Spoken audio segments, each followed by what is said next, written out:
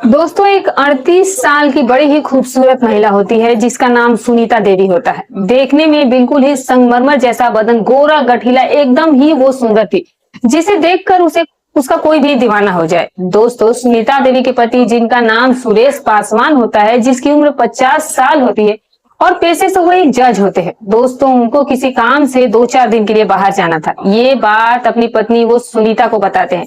तब उसके चेहरे पर एक चमक और एक खुशी आ जाती है जो काफी देखने लायक होती है। फिर क्या था, सुरेश पासवान तो अपने काम से चले जाते हैं 3 दिन के लिए, लेकिन सुनीता देवी जो है वो सुबह के 10 बजे नहाने के लिए चली जाती है। वो बाथरूम के अंदर जब नहा रही थी तो बाथरूम में इसके ऊपर एक छोटी सी छिपकली गिर जाती है। छिपकली गिरने के बाद ये कपड़ा नहीं पहनी थी। उसी अवस्था में आप सोच समझ सकते हैं कि बाथरूम में जो व्यक्ति कपड़े पहन कर नहाता है तो उसके शरीर पर कैसा और कितना कपड़ा होता है। उसी अवस्था में ये चिल्लाते हुए बाहर निकल आती है। दोस्तों, जब ये बाहर आती है तो क्या होता है कि इसका एक नौकर जिसका नाम राजेश होता है, वो जब उसे इस रूप में देखता है तो उसके तो होश उड़कर रह जाते हैं। उसका दिमाग बिल्कुल शून्य पड़ जाता है कि भाई, कोई भी अगर किसी औरत को इस अवस्था में देखेगा तो भला किसका दिमाग खराब नहीं होगा। फिर दोस्तों, ये सुनीता देवी जो है वो अपने शरीर पर एक तौलिया लपेट लेती है और तौलिया लपेट कर वो अपने कमरे के अंदर चली जाती है और अपने नौकर यानी कि राजेश को आवाज देने लगती है और उसे कहने लगती है कि यहाँ पर आओ रमेश। उसके बाद वो कमरे में जाता है और फिर दोस्तों, रमेश के हाथ पर वो 10,000 रुपए धरकर ये कहती है कि आज रात के लिए मुझे खुश कर दो, उसके बदले में जो चाहे तुम मुझसे वो ले लो। दोस्तों, फिर इन दोनों के बीच जो कुछ हुआ वो तो होना लाजिमी था, लेकिन इसके पीछे क्या घटना घटी बहुत ही रोचक और बहुत ही ज्यादा मार्मिक है, जो कि काफी ज्यादा मजेदार भी है और वीडियो के अंत में एक आपको बहुत बड़ी सीख भी देने वाली है। तो वीडियो पसंद आए तो वीडियो को लाइक जरूर कर दीजिएगा और चैनल को भी सब्सक्राइब कर दीजिएगा। चलिए कहानी की शुरुआत करते हैं। दोस्तों, आज की जो कहानी मैं आपको सुनाने जा रही हूँ बहुत ही रोचक है। ये कहानी हमारे हरियाणा की राजधानी चंडीगढ़ और चंडीगढ़ के नजदीक ही एक कॉलोनी लगती है, उस कॉलोनी की यह घटना है जहां पर एक जज रहा करते थे जिनका नाम सुरेश पासवान था। पेशे से वो एक जज होते हैं जिनकी उम्र 50 साल की होती है। और सुरेश की अगर हम बात करें तो इनकी पत्नी को गुजरे हुए अब 4 साल बीत चुके थे और इनके 2 जवान बेटे भी थे जिनकी शादी हो चुकी थी। ये लड़के जो है वो दोनों बाहर में रहकर सेटल हो गए थे, यानी कि ये दोनों विदेश में जाकर सेटल हो गए थे। वहीं पर ये अपना जॉब करने लगे थे। दोस्तों, आजकल के लड़के को तो आप जानते ही हैं, अब वो जमाना नहीं रहा जब औरतें या मर्द अपने परिवार के साथ रहा करे, अपने माँ बाप का ख्याल रखे। वो पहले की बात थी, लेकिन आज का वो जमाना बदल गया है। ये सिर्फ अब बातों तक ही सीमित रह गया है। आज के दौर में अगर देखा जाए तो 100 में से मुश्किल से 85 फैमिलियां ऐसी होंगी जो अपने माता पिता के बारे में गंभीरता से सोचती होंगी। वरना जो पढ़े लिखे बच्चे हैं, नौकरी पेशा वाले हैं, वो अपनी जिंदगी में इतने ज्यादा व्यस्त हो जाते हैं कि माँ बाप के बारे में सोचने का उनके पास वक्त ही नहीं होता। सब अपनी अपनी लाइफ में सेटल हो जाते हैं और माता पिता को अकेले छोड़ दिया जाता है। इसी तरह सुरेश के भी दोनों बच्चों की शादी हो चुकी थी और अब वो अपने अपने घरों में बस चुके थे। घर में बस सुरेश और उनकी पत्नी ही रह गए थे। लेकिन फिर 4 साल बाद उनकी पत्नी का भी निधन हो जाता है और उस दिन के बाद से सुरेश पासवान जो थे वो बिल्कुल ही अकेले पड़ जाते हैं। ना कोई हमसफर और ना ही कोई हमदर्द। एक बड़ा सा घर और उसमें बस सन्नाटा सा पसरा रहता था। वो इतने अकेले पड़ जाते हैं कि उन्हें एक एक वक्त काटने को बहुत मुश्किल हो रहा था।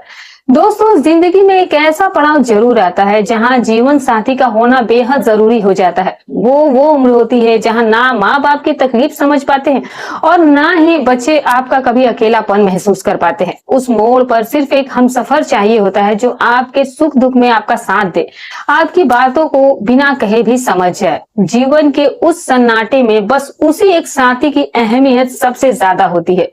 सुरेश की भी पत्नी को गुजरे के 4 साल हो गए। अब सुरेश को ये लग रहा था कि जैसे उनका जीवन उन्हें काट खाने को दौड़ रहा है। उन्होंने सोचा कि क्यों ना जो भी जीवन बचा है अगर एक शादी कर ली जाए, ताकि उससे बाकी का समय काटने के लिए जीवन में कुछ परेशानी नहीं होगी।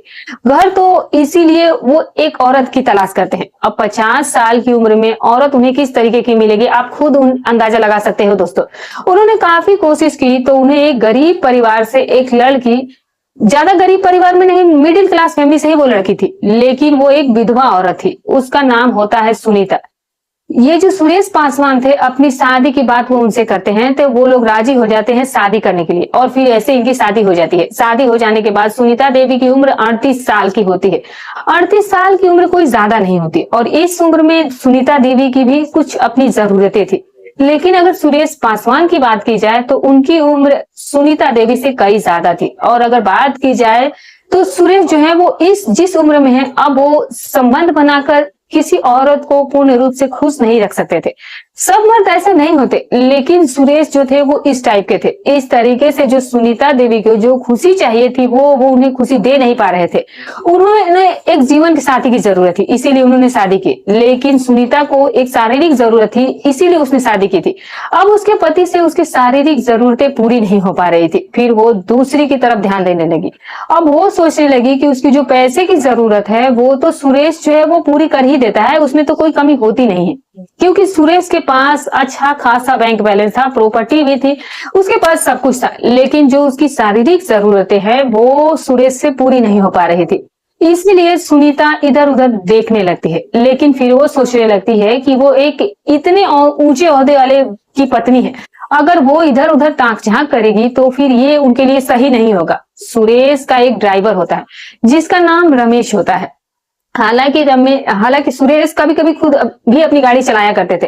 थोड़ा बहुत दूर जाने के लिए जो सुरेश है वो खुद अक्सर गाड़ी चलाया करते थे, लेकिन जब कहीं अक्सर बाहर जाना होता या फिर कोई जरूरी काम होता तो फिर वो अपने साथ ड्राइवर को भी ले जाते थे। दोस्तों, रमेश एक हट्टा कट्टा नौजवान लड़का था जिसकी उम्र करीबन 25 साल रही होगी। अक्सर सुनीता उसे देखा करती थी और हर बार देखने के बाद उसके दिल में कुछ ख्यालात उमड़ने लगते थे। वो मन ही मन रमेश की ओर आकर्षित होने लगी थी। वो सोच रही थी कि उसके साथ मेरी सारी जरूरतें पूरी हो जाएंगी, लेकिन उसके पति के होते हुए ये हो पाना बहुत मुश्किल था। तो दोस्तों, एक दिन पता चलता है कि सुरेश पासवान को किसी काम की वजह से अपना शहर छोड़कर किसी दूसरे शहर जाना है। सुरेश जब वो बोले कि वो 3 दिन के लिए बाहर जा रहे हैं तो सुनीता देवी के चेहरे पर एक अजीब सी ललक और खुशी उभर आती है। उसे मालूम था कि सुरेश पासवान जो है वो इतनी दूर की यात्रा के लिए गाड़ी खुद चलाएंगे और वो अकेले ही जाएंगे। उसका वहां पर अकेले का ही काम था।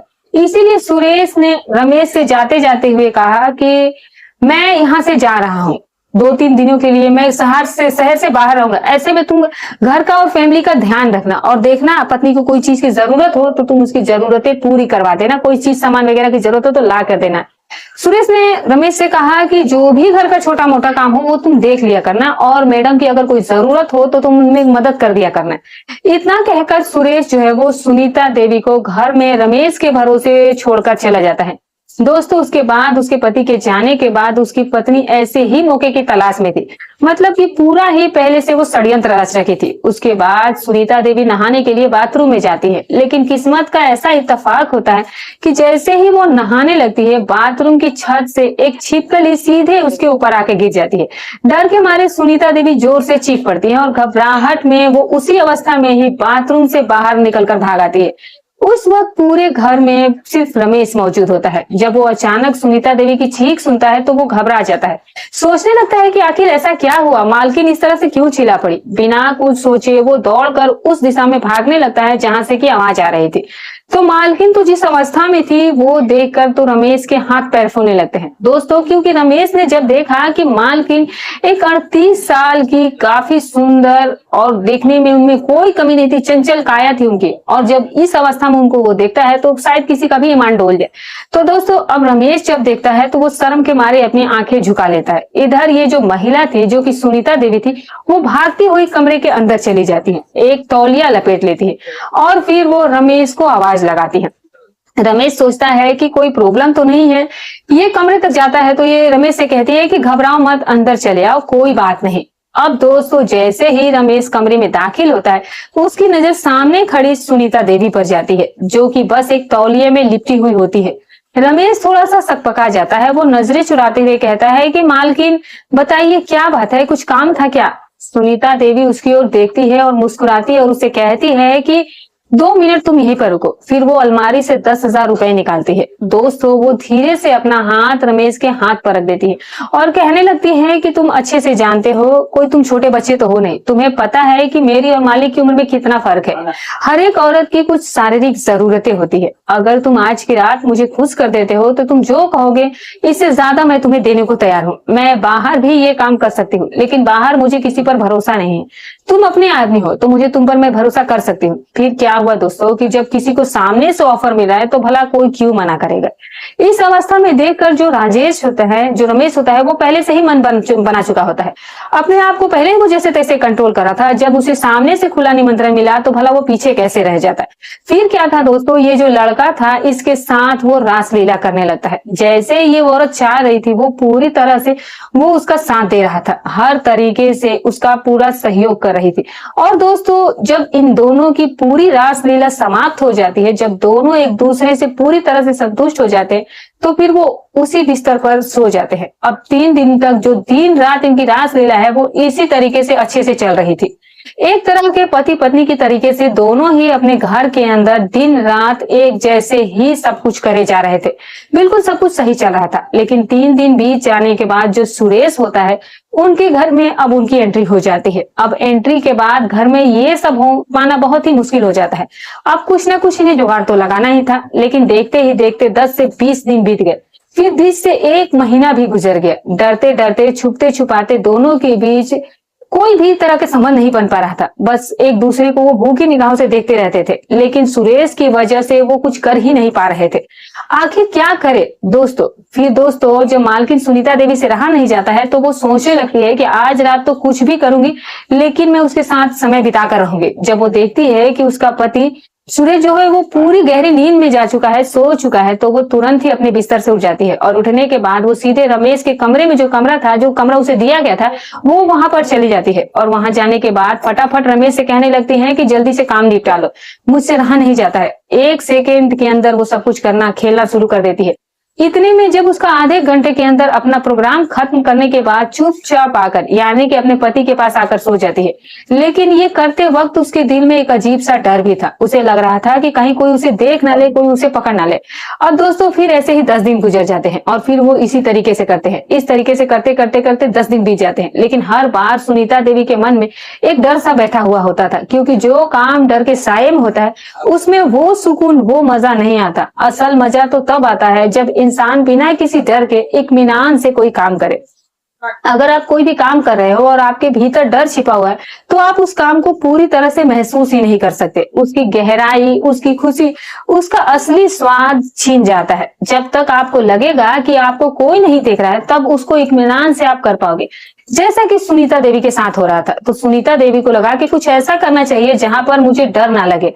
तो वो क्या करती है कि एक होटल बुक करती है। होटल का जो मालिक होता है वो उससे बात करती है। बात करने के बाद कमरा एक बुक कर देती है और फिर वो अपने पति से फोन करके ये कहती है कि मैं एक जरूरी काम से अपनी सहेली के बर्थडे में जा रही हूँ, मुझे आने में थोड़ा समय लगेगा। ये बात कहकर दोस्तों वो यानी कि वो अपने घर से निकल जाती है।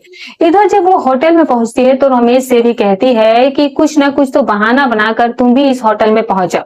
फिर रमेश भी जरूरी काम कर बहाना बना करके चला जाता है और फिर दोनों पर वहां पर संबंध बनाने लगते हैं। अब दोस्तों हर चौथे या 5वें यानी कि हफ्ते में 2-3 बार मान ही लीजिए कि एक दूसरे के साथ सब कुछ करने के लिए चले जाते थे। ये इधर जो सुरेश थे, जो उन्हें भी इस उम्र में इन सब चीजों से उतना ज्यादा मतलब नहीं था कि आखिर ये दोनों ऐसा कुछ करेंगे, उन्हें कोई अंदाजा नहीं था। लेकिन गलत काम का नतीजा दोस्तों हमेशा गलत ही होता है। चाहे वो आप कितना भी अच्छे से कर लो लेकिन वो अच्छा नहीं हो सकता है।